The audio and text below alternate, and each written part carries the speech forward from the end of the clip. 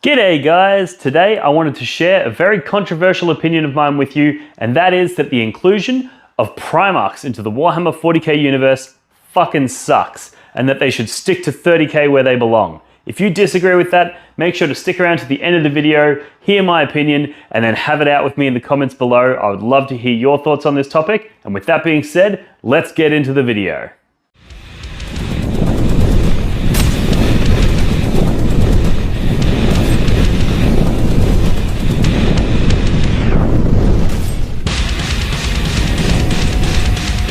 Welcome to the Black God. G'day guys, bit of a controversial topic today, a bit of a hot take, but I want to talk to you about the releases of the Primarchs and how I'm actually not a big fan of it. Even though I'm a huge World Eaters fan and we just received Angron, the new Lion model looks absolutely stunning, it looks absolutely amazing, and the Primarchs have been a very well received return to Warhammer 40k, but I, for one, actually wish they never went down this path. And the reason for that is relatively simple. So this is going to be a relatively short video, but I think it's going to be an interesting conversation in the comments below. So I'd love to know your thoughts. But for me, the challenge with bringing back the Primarchs is it kind of takes a lot of the magic out of the elusive history of Warhammer 40k. You know, like the Horus Heresy was this time, it's like a mythical past time. It was this long time ago, this really epic event happened, and there was all these amazing characters, and they almost had like a mythical kind of, a mythical type of feel to them. Whereas bringing them into the new edition, into the new setting, it kind of sucks that magical feeling out of the Primarchs.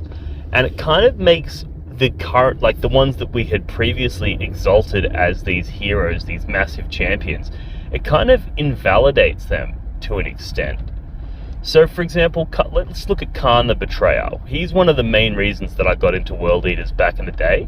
I absolutely loved his model, and I had an obsession with Gorechild, I was like, oh my god, it's a Primarchs weapon, Primarchs were these god tier warriors. They were like next level crazy fucking powerful warriors. And this is a weapon that was once wielded by a Primarch, and Khan the Betrayer is running around with this weapon. It's so fucking cool. And now that Primarch is back, it's like Khan now feels so much more pathetic. Because it's like you've got Angron running around with a gigantic, monstrous chain axe, and it's Angron himself running around, and he's got, all this stuff, and it's like, so who cares that Khan has this shitty little chain axe that was once wielded by the shitty little mortal form of Angron? It's like, who gives a shit, Like, it just completely devalues the things, but by increasing the scale of epicness the way they have, it simultaneously devalues the existing things whilst kind of sucking the magic out of the epic things. And I don't know if anybody else shares this feeling, this sense, but at what point are they gonna make things like Azrael for the Dark Angels? It's like, do you really feel like you've got a badass leading your army with Azrael now? Previously you did. Previously, if you've got Ahriman leading your Thousand Sons, you would have been like, fuck yeah, Ahriman's a god tier psyker. He's like one of the most powerful psykers. And then they bring out Magnus, and it's like, well, now your Ahriman looks like a pleb, by comparison. And then on top of that, when they bring out something like Magnus, it's almost impossible for them to make his rules live up to his, lore, his expectations. Like, I was expecting as a model like Magnus, he should be practically unkillable, and he should have psychic powers that just absolutely obliterate entire armies, because he's a fucking Primarch that's been ascended to demonhood that's got, like, he's the most powerful psyker in the universe. Like, he should be fucking insane. But it turns out, you know, a couple of railguns put him in the dirt. This just makes sense. So they've kind of, you know, they've revealed the gods to be false, is kind of how it feels, you know. It'd be like if you woke up tomorrow and you met God, like real God from our, like, reality, and you were like, holy fuck, you're God, show us some tricks. And he's like, oh, I can kind of do this and that, but not much. You'd be like, what? He's like, yeah, I created the universe, but I can't really change it or control it or do anything. I'm just kind of a dude. You'd be so disappointed, you know. And that's sort of like the old adage that you don't want to meet your heroes because, you know, they'll disappoint you because you'll realize that they're just people, right? Well, that's what I feel like we've done by bringing Primarchs back into the setting of Warhammer 40k. We've kind of met our heroes and then realized they're just people. And now we've left with no heroes because who do you look up to when, you know, when you realize that these Primarchs are just plebs? Like, look at the Lion.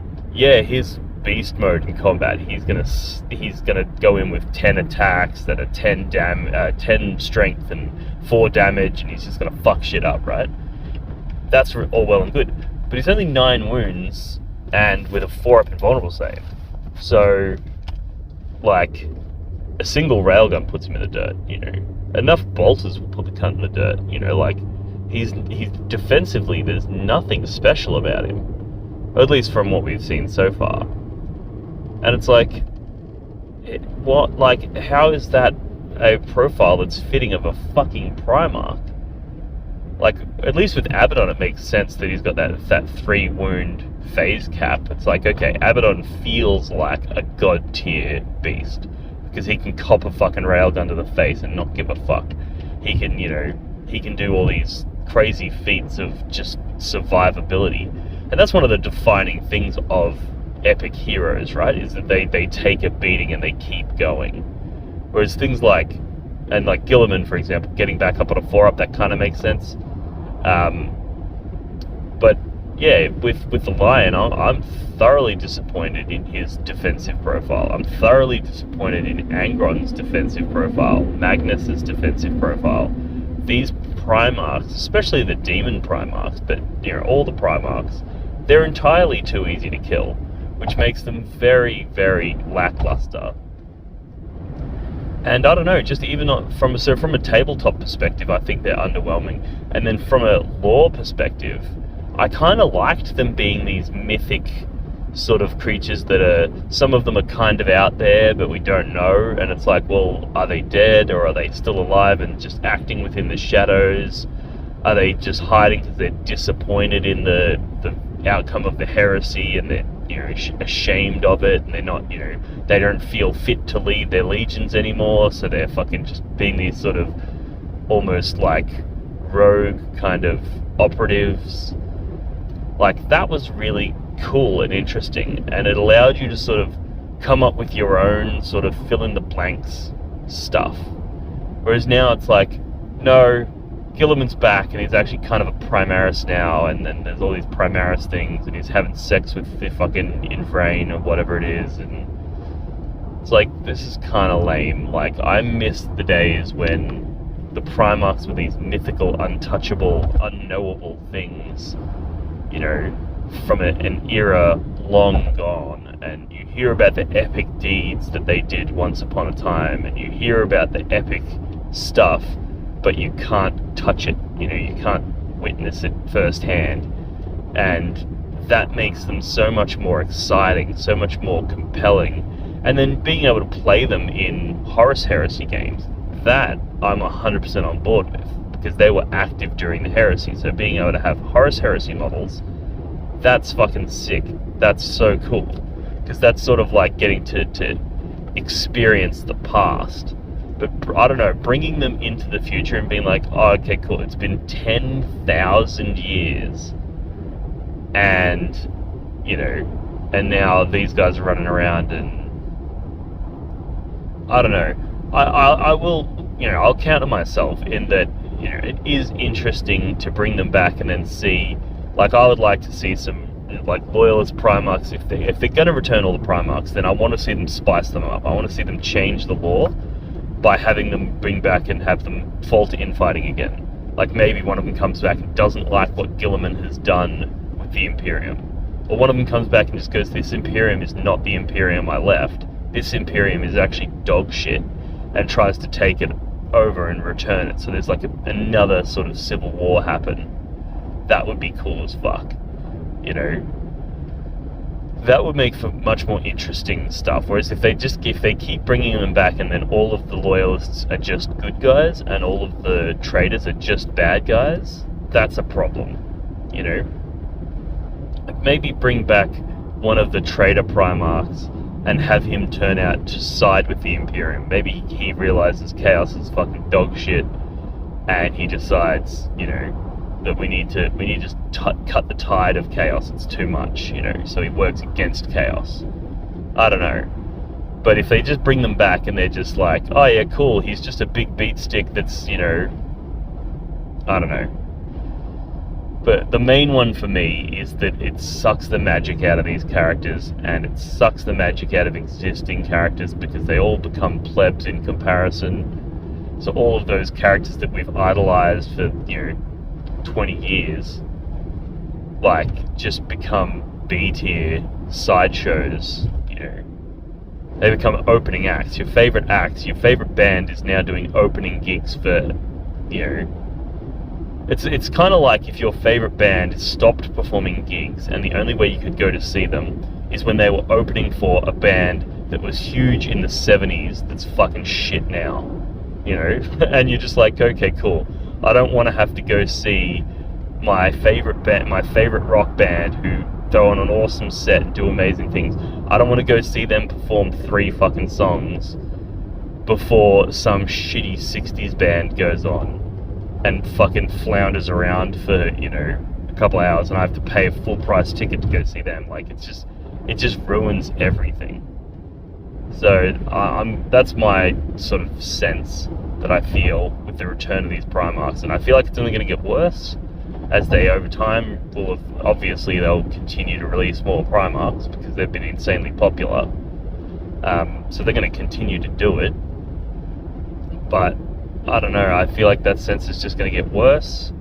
40k is going to be left with nothing really exciting about it because all of the mystery of the past is gone.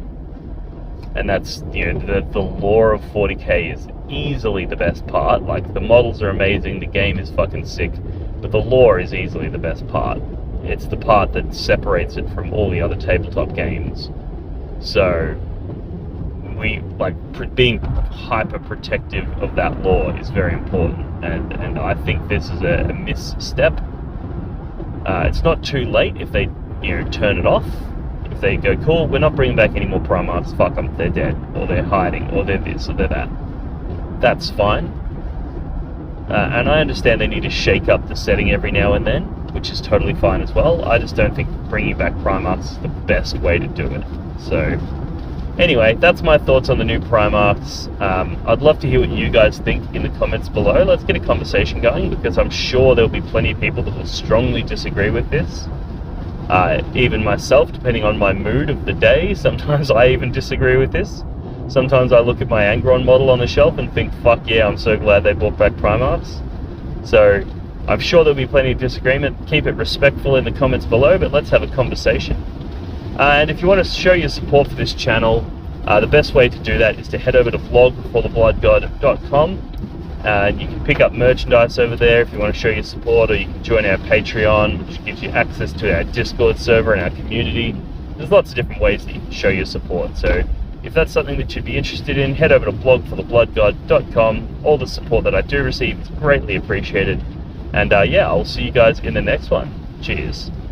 Alrighty guys, I hope you enjoyed that episode. If you did, make sure to like, subscribe, comment, all that good shit. Check out blogforthebloodgod.com if you want to show your support for this channel. We've got a Patreon over there. We've got a ripper of a Discord community. We've got all kinds of apparel like these shirts. We've got all kinds of merchandise, dice. We've got neoprene objective markers. We've got battle mats. We've got everything you need for gaming. Really, really cool little website we put together. And I also just want to put an extra special shout out and a huge thank you to my supporters on Patreon. You guys have allowed me to continue developing and growing this brand, and I've built new equipment into the mix. I've got new lighting, and all of that stuff wouldn't be possible without your support on Patreon. So a huge, sincere thank you to those who show their support over on Patreon. I love you guys. Keep up the great work, and I will do the same. Thanks for tuning in, and I'll see you in the next one.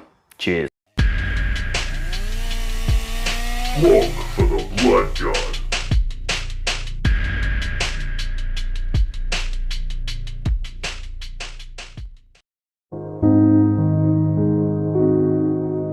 The Warhammer community suffers from some of the most prohibitively expensive essentials in the world, especially Australian content creators. Every single day, Dean wants to create content, but he can't. Suffering from old, worn-out brushes, expensive model kits, and costly software and equipment he can't endure much longer. Just look at this dirty paint water. Would you drink this? Would you let your child? Even a small monthly donation can help provide Dean with clean paint water, basic tools for survival, and access to life-saving information and education. So please, follow the links in the description below and find out how you can sponsor a mad cunt like Dean today and end the suffering. Suffering that is cruel, unsustainable, and your fault.